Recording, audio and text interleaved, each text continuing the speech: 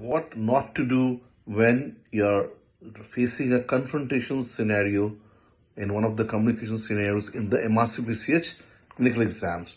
Now, this is a situation where most overseas candidates struggle.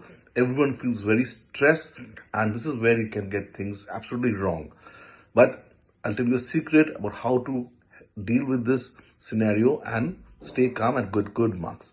So it could be a scenario where the parent is very angry about a communication scenario where you are explaining to the parent about a possible mistake, an error possibly giving the right dose. By mistake, a nurse might have given a wrong dose or 5 times more than the normal dose. And now you're explaining to the parent. Parents gets very angry and furious. What do we not do, and what are the things we should do?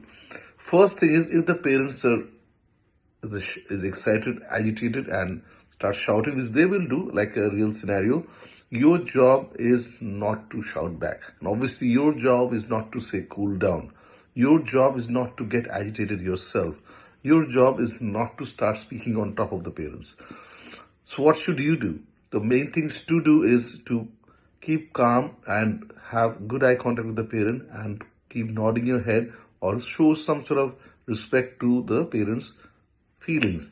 And you say things that, I understand your anger, I understand your feeling of the injustice in this scenario. I'm very sorry for what has happened, and be genuine about it. And saying sorry does not mean that you are at fault.